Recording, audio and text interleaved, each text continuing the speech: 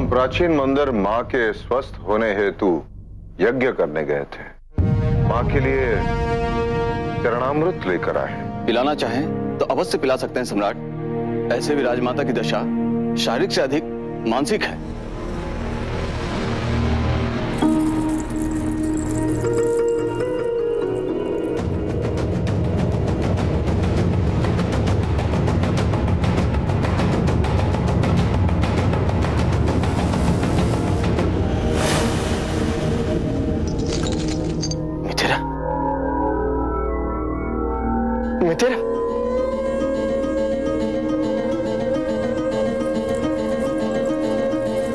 मित्र, आप ठीक हो गए? ये तो चमत्कार हो गया। किसी ने ठीक ही कहा है, जब दवा ना काम आए तो ईश्वर की कृपा ही काम आती है। मुझे तो बस इस बात की प्रसन्नता है कि मैं आपके किसी काम आ सका। पुत्र, तुम ठीक तो हो ना? हाँ माँ, मैं ठीक हूँ। तुम्हारी पत्नियां, तुम्हारे पुत्र, किसी का कुछ हुआ तो नहीं? ये आग इतनी भयानक थी कि उसका थाप अभी तक मेरे शरीर में है, और ये भवन ऐसे गिर रहा था। लोगों की चीत्कार, वो भगदड़। किसी कहो उस रात की स्मृतियां छीन ले। माँ, चिंता करने की कोई आवश्यकता नहीं है, सब नियंत्रण में है। किंतु किसने किया? राजा जी राज।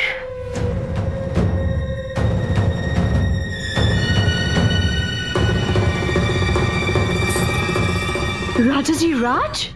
उसने, जिसे हमने इतना सम्मान दिया, सत्कार किया, जिसका ये उसकी योजना थी?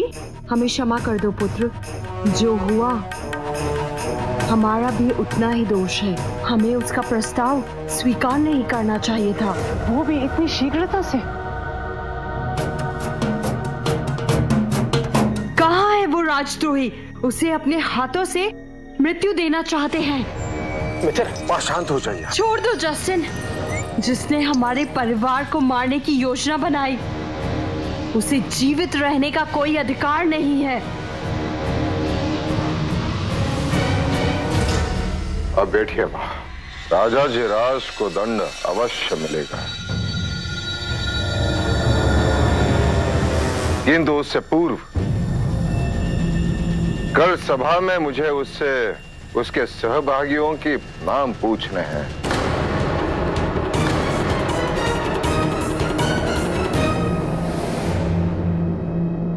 सहयोगी? क्या तुम्हें संदेह है कोई राजा जी राज के साथ मिला हुआ है? किंतु कौन हो सकता है वो? सब परिवार के सदस्य हैं। कौन है जो अपने परिवार को मारना चाहेगा? जो भी है, अत्यंत विश्वसनीय है। जिसने विश्वसनीयता का अनुचित लाभ उठाया है। कल तक उसका नाम ज्ञात हो जाएगा। राजा जी राज, जिसका भी नाम लेगा, हम सुनिश्चित करेंगे कि उससे कड़ा से कड़ा दंड मिले। दंड मिलेगा माँ, अवश्य मिलेगा। अब विश्राम कीजिए।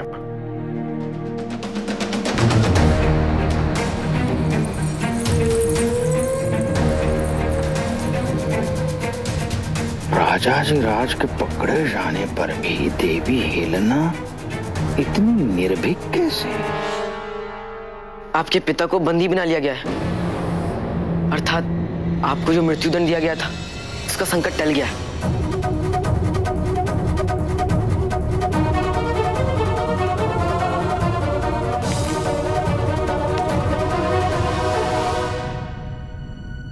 आपने सुना नहीं? मुझे उनसे मिलना है, बात करना चाहती हूँ मैं उनसे। ये संभव नहीं होगा। आपके पिता ने एक बहुत बड़ा षड्यंत्र रचा था।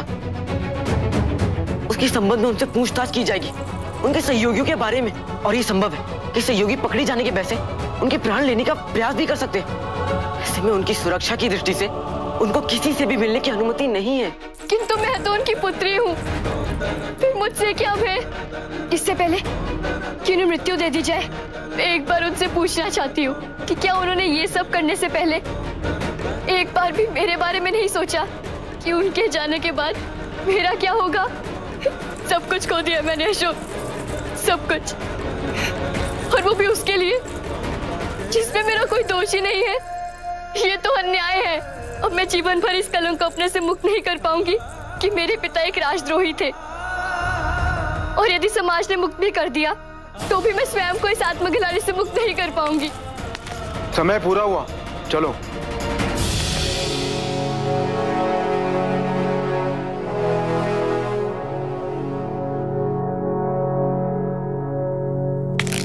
अशोक, वचन दो मुझे कि तुम इस असंभव को संभव करोगे।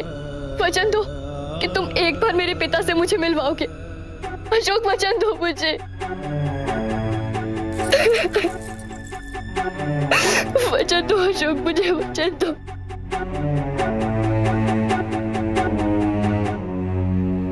दयापूर्ण मृत्यु तो बिल्कुल नहीं, अन्यथा समस्त संसार यही सोचेगा कि हमें साहस नहीं। राजाजी राज की मृत्यु हमारे सारे शत्रुओं के मन में भय उत्पन्न करने का उदाहरण बननी चाहिए, ताकि भविष्य में कभी कोई मगध की ओर आंख उठाकर भी देखने का साहस न करे। इसलिए पिताजी महाराज, ये मेरा प्रस्ताव है कि राजाजी राज को बीच चौराहे पर समस्त प्रजा के समक्ष लटका कर जीवित जला दिया जाए। राजाजी राज को भी वही पीड़ा होनी चाहिए जो उस लक्षागृह में जल के भस्म हुए लोगों को हुई थी। तब जाके उन निर्दोष व्यक्तियों के साथ न्याय होगा, तब जाके उनकी आत्मा को शांति मिलेगी। मैं तुम्हारी भावनाएं समझता हूं सुशी।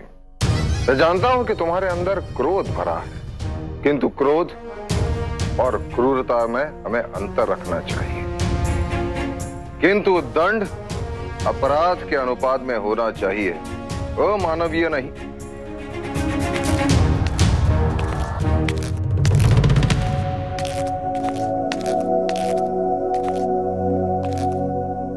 प्रणाम सम्राट। कल्याण वस्तु। सम्राट, आपसे एक बात करने की अनुमति चाहिए। कहो। एक निवेदन है, क्या आप राजाजी राज की पुत्री को उनके पिता से एक बार भेंट करने की अनुमति दे सकते हैं? अशोक, तुम अंगरक्षक हो, स्वयं को सम्राट समझने की भूल मत करना।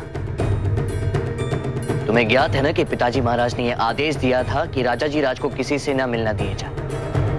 अशोक, तुम अहंकारा को राजाजी राज से क्यों मिलवाना चाहते हो? क्योंकि मैं अहंकारा की पीड़ा समझ सकता हूं। वो अपने पिता को खो देंगी, ये निश्चित है। पुनः अपने पिता को देख पाना उनके लिए संभव नहीं होगा। पिता का ना होने का दुख मैं भली भांति समझ सकता हूं। मैं समझ सकता हूं कि ऐसे समय में मात्र एक बार अपने पिता को देख लेना अहंकारा के लिए कितना महत्व रखता है। मुझे तो आश्चर्य हो रहा है इस बात से कि तुम सहानुभूति दिखा रहे हो एक राजद्रोही की पुत्री के लिए। अगर सहानुभूति दिखाना ही चाहते हो तो दिखाओ उन बच्चों के लिए जो इस षड्यंत्रों के कारण इस संसार में नहीं रहे। दिखाओ सहानुभूति उन माता पिताओं के लिए जो इस षड्यंत्र के कारण अपने संतानों को खो चुके हैं। सम्राट, अपराधी को मानवीय दंड और उसकी निर्दोष संतान के साथ अमानवीय व्यवहार। तो अशोक, तुम सम्राट के आदेश पे प्रश्न उठाना चाहते हो? सम्राट, मैं तो केवल ये कह रहा हूं कि अपराध राजाजी राज का है, उसका दंड हम अहंकारा को क्यों दे रहे हैं? और वैसे भी राजाजी राज को मृत्यु दंड देके हम अहंकारा को उसके पिता से छीन रहे हैं।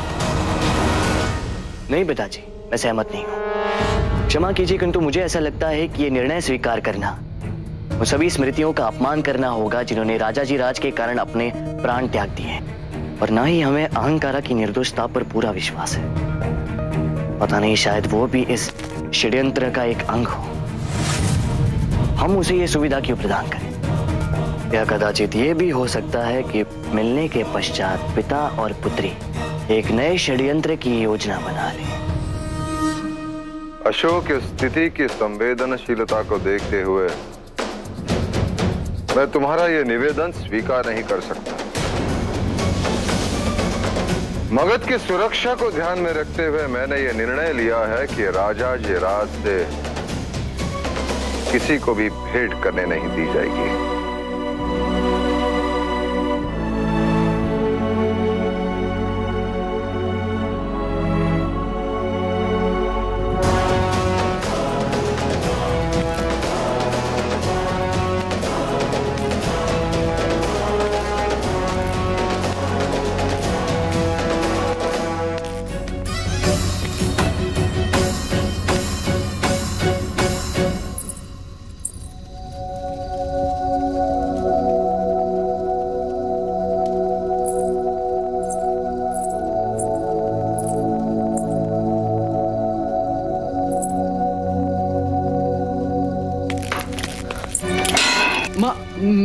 मैं कोई देख लेगा। माँ, मैं एक बहुत बड़े धर्म संकट में हूँ। मुझे कुछ करना उचित लगता है और इसके लिए मैंने किसी को वचन दिया है, किंतु क्या उस वचन को इसलिए तोड़ना उचित होगा कि उसकी पूर्ति से किसी ऐसे व्यक्ति को दुख हो जिसे हम दुखी नहीं करना चाहते। वचन देके तोड़ना कभी उचित नहीं होता है पुत्र। यदि आप उसकी पूर्ति से किसी को दुखी नहीं करना चाहते हो तो आपको कोई ऐसा मार्ग ढूंढना होगा जिससे वो वचन भी ना टूटे और उस व्यक्ति को दुख भी ना पहुंचे।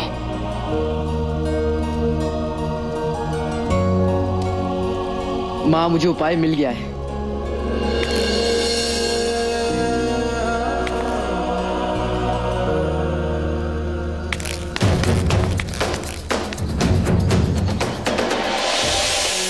हाँ सुनवाइए, क्या लगता है तुम्हें राजाधिराज अन्य षड्यंत्रकारियों का नाम बताएगा?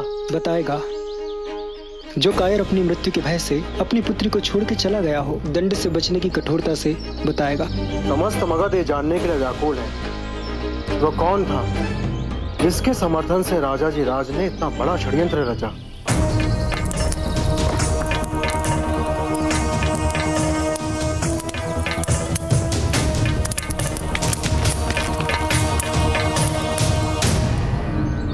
कुछ जलने की गंध आ रही है। वहाँ क्या चल रहा है?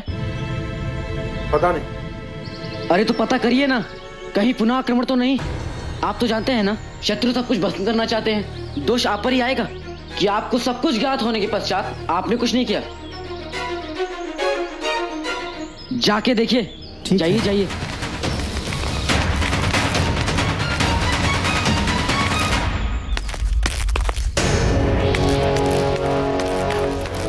चलिए चलिए, हमारे पास अधिक समय नहीं है। आपके पिता को सुनवाई के लिए ले जाया जा रहा है। यही अच्छा अवसर आपको अपने पिता को देखने का। आइए मेरे साथ।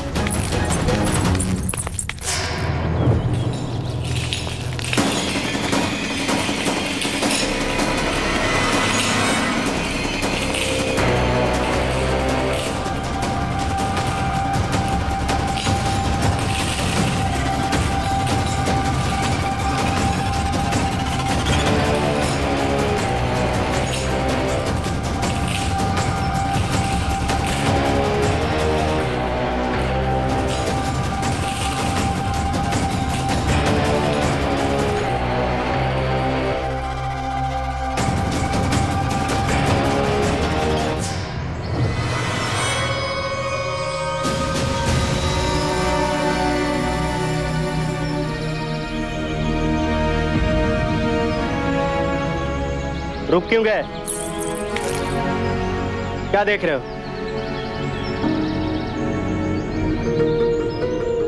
चलो।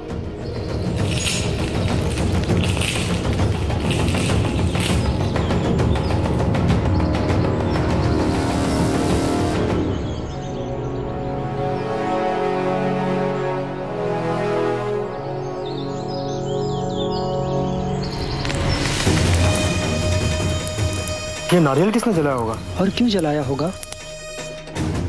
वो बालक वो राजद्रोही की पुत्री को बाहर ले गया होगा। चलो देखते हैं।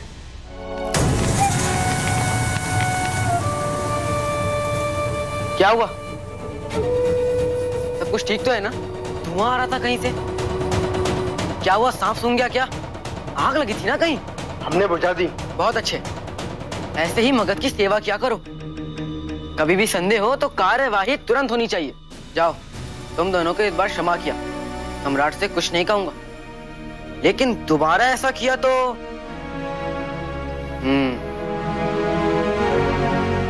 अब ये आ गए, मैं चलता।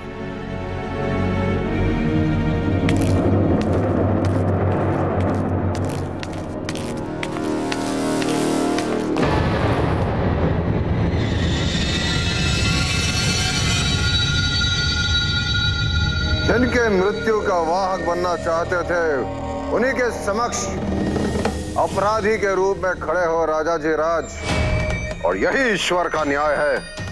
यदि ईश्वर का थोड़ा सा भी भय है तुम्हें, आज सभा को तुम केवल सत्य बताओगे, संपूर्ण सत्य।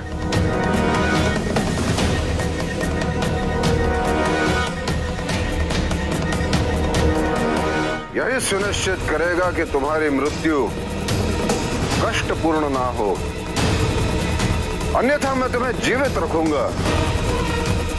किंतु मैं तुम्हें आश्वस्त करता हूं कि तुम्हारा जीवन मृत्यु से भी कहीं अधिक भयानक होगा।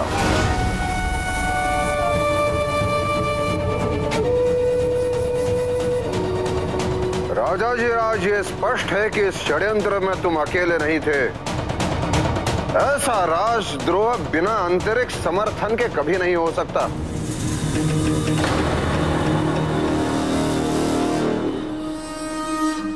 तुमसे कई बड़ा शत्रु वो है जो संभवतः इस समय इस सभा में उपस्थित हैं।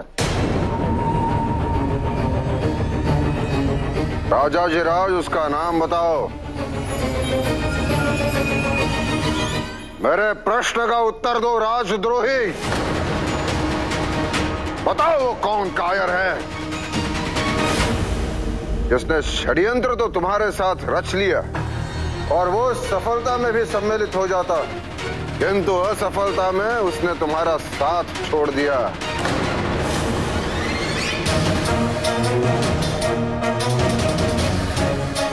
वो कौन कायर है राजा जी राज जिसमें मौर्य वंश को सामने से चुनौती देने की हिम्मत नहीं है?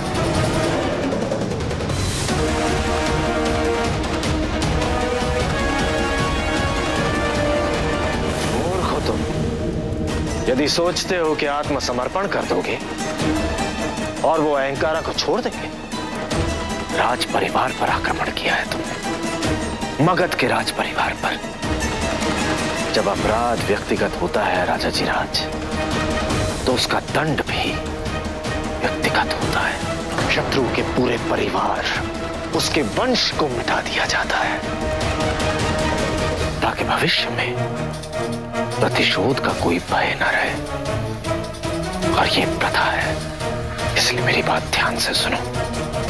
अहंकारा को केवल मैं बचा सकता हूं। जस्टिन, तुम यूनानियों ने सदैव मेरे साथ विश्वासघात किया है। तुम सब मिले हुए हो, फिर भी तुम सोचते हो कि मैं तुम पर विश्वास कर लूंगा। और विकल्प ही क्या है तुम्हारे पास? राजा जी राज, मरना तो तुम्हें ऐसे भी है। अब एक भगौड़े बनकर तुम अपनी पुत्री अहंकारा की मृत्यु भी सुनिश्चित कर दोगे।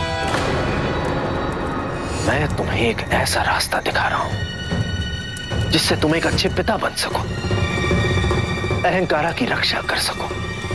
हाँ, ये सत्य है कि यूनानियों पर विश्वास करने के लिए तुम्हारे पास पर्याप्त कारण नहीं है, किंतु यूनानियों के अतिरिक्त तुम्हारे पास और कोई आशा भी नहीं है।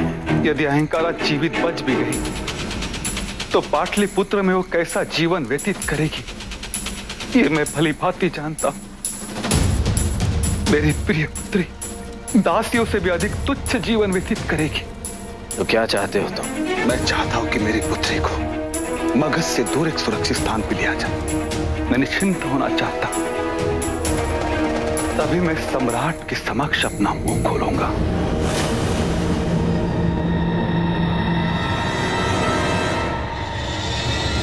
बोलो राजाधिराज, अब मृत्यु के इतने समीप हो तो भय किसका?